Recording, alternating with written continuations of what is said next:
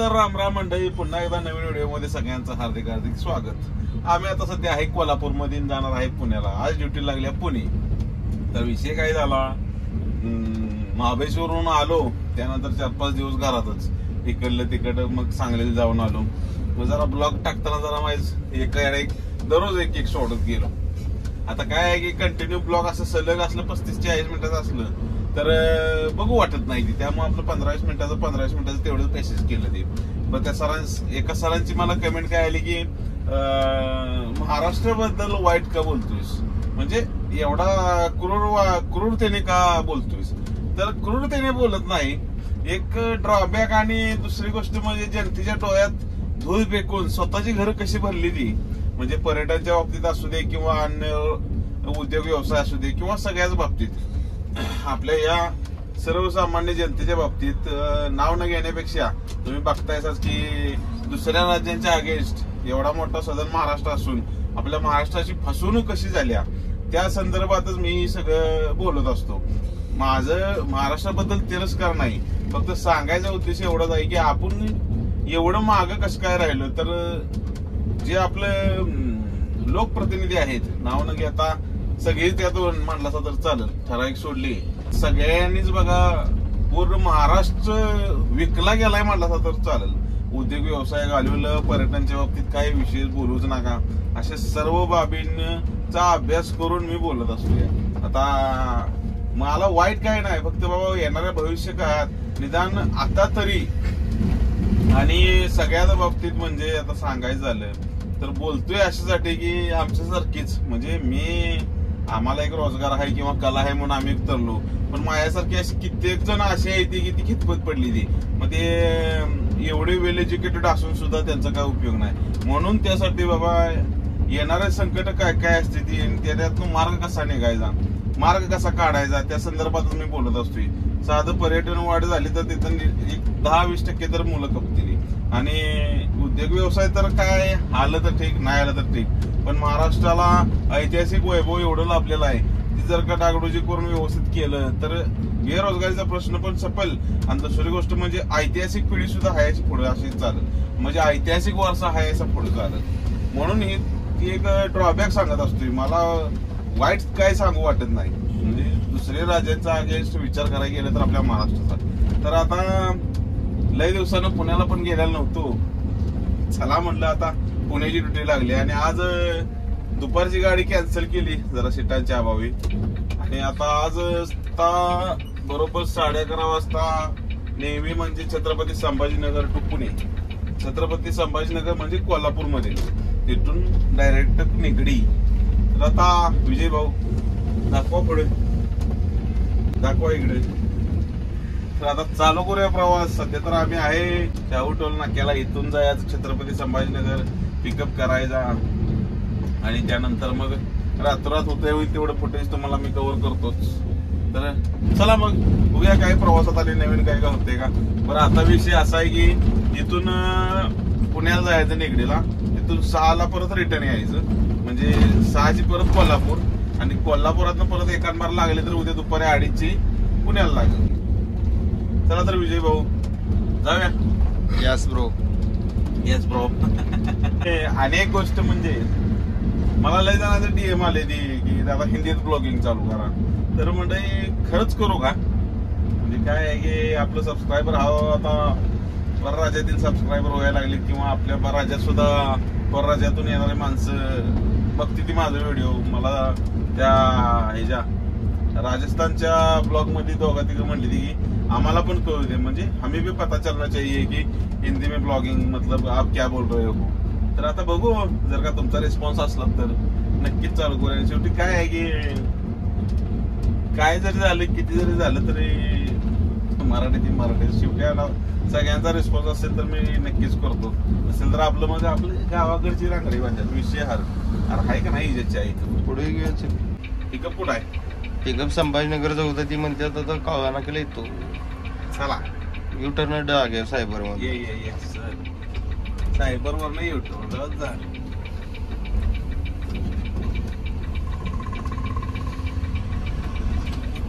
तशी गाडी सध्या एकच चालू आहे, म्हणजे आता त्या गाड्या सीझनला कधी चालू करतील, आता होतील बहुतेक 2-3 दिवसात चालू. शक्यतो करून संध्याकाळची क्वचित गाडी असते, नाहीतर डेली. हॅलो, डेली ड्युटी आहे सगळी.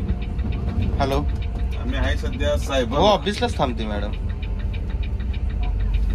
नाही, त्याच्या अलीकडं आता ऑन द वे बरोबर तिथं 15 मिनिटात पोहोचती गाडी. कुठं काळानाका ऑफिसच्या बरोबर ऑफिस साईडला पंप आहे म्हणा, पेट्रोल पंप.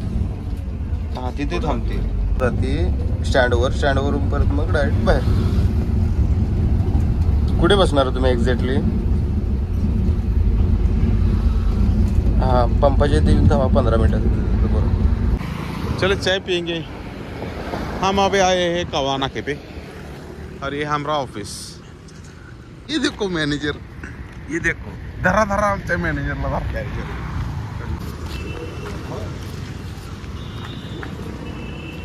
नमस्कार हो. धरू काय धरू धरू चाय पे चर्चा. चाय प्यायला काय? चहा पिना. ए काय चहा प्यायला काय? ए विषय का राय, या की चहा घेऊया. अहो या या या, आता काय घेऊन जाणार व्हायचा या.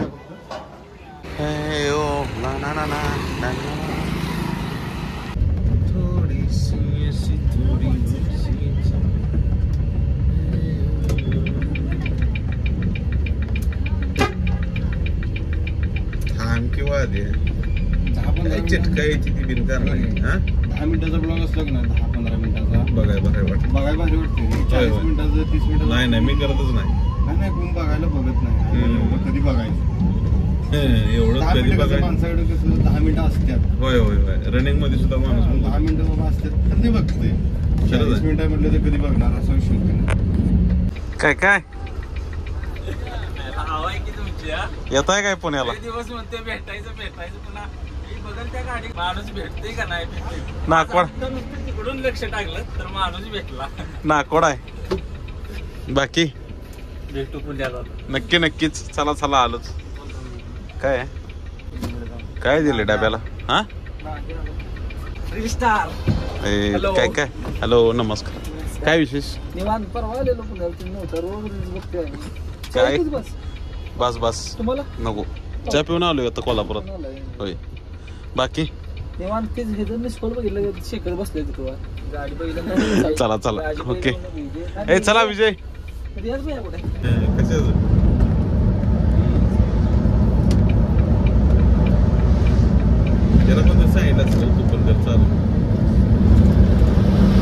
पेट नाका पास करून झाल्यावर अगदी 15 किलोमीटरच्या अंतरावर बघा हे रस्त्याचं काम चालू आहे. आता शनिवार रविवार असता तर ट्रॅफिक भरपूर लांब झालं असतं. आणि काय आहे शेवटी अशा वेळेस तर काम काढू नये असं मला तर वाटतं.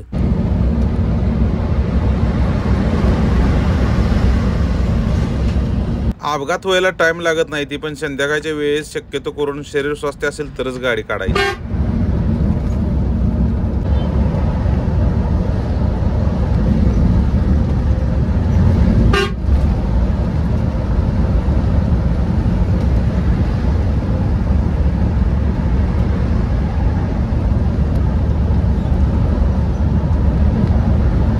काय मग मामा झोप जावा गारट्याच.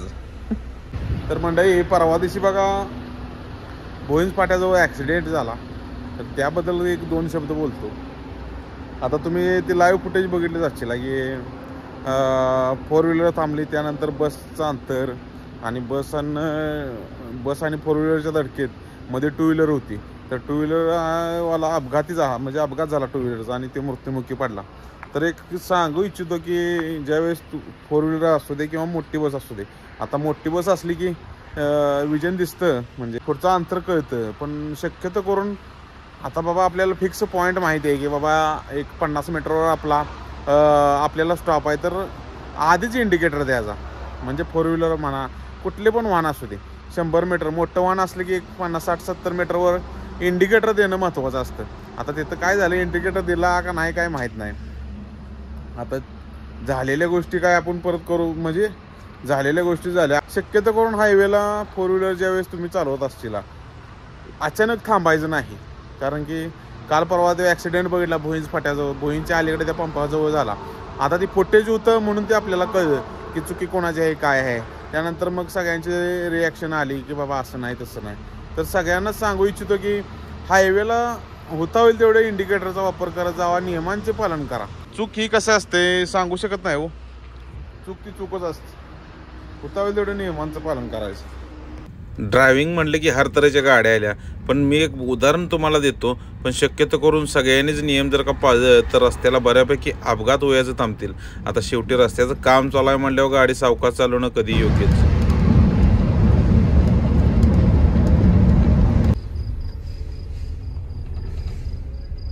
शुक्रवार, शनिवार, रविवार आणि सोमवार हे 4 दिवस ट्रॅफिक असते. इतर वेळेस ट्रॅफिक जरा कमी असते. आज लवकरच गाडी पोचली.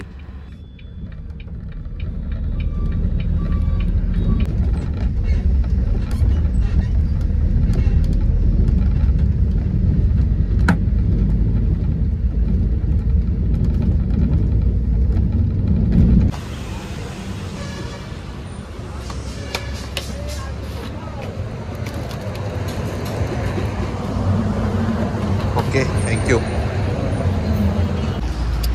तर मंडळी आज जरा रूट चेंज झाला. म्हणजे आम्ही सध्या आहे की छत्रपती शिवाजीनगरमध्ये बस स्टँडला.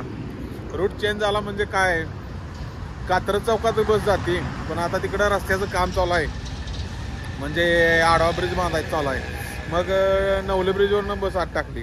दरम्यान झालं काय की कोल्हापुरापासून पुण्यापर्यंत येस्तवर पण एकही पॅसेंजर बाथरूमला वगैरे टॉयलेटला वगैरे उठलं नाही. कारण काय आहे की पूर्ण AC गाडी असून सुद्धा फॅनच चालू केलेला नव्हता. दरम्यान आता इथनं काय सरळ निगडी. आता बघू. आणि इथं थंडी जरा प्रमाण आहे, नाही असं नाही, पण एवढी आता थंडी पाहिजेच की. आलोय आता इथनं जायचं डायरेक्ट निगडी, त्यानंतर आपलं फुल स्टॉप. दरम्यान आपले नमस्कार सूरज दादा घाट पडलेत. हे आपलं एकामेकाच्या ओळखीनं पहिलं काम करत होतो त्या कंपनीत ओळख होतीच. ते जरा समोर आल्यावर जरा बरं वाटतं. समोर आल्यावर काय आलं की जाईल. दरम्यान आता जास्त काय वेळ घेत नाही तर थांबतो इथेच. आणि इथून आता जे टोल नाक्यावर मगाशी डबा बघितला तुम्ही, तेव्हा आता जाऊन हॉटेलमध्ये खाणार. तर ते आता बघू काय दिलंय जेवण. विजयनं तर खाल्लं रनिंगमध्ये, पण आम्ही सध्या ड्युटी होतो त्यामुळे काही खाल्लं नाही. दरम्यान आता भेटूया नेक्स्ट ब्लॉगमध्ये. आणि कसा वाटला व्हिडिओ आवडला तर लाईक करा, शेअर करा, सबस्क्राईब करा. चला दादा.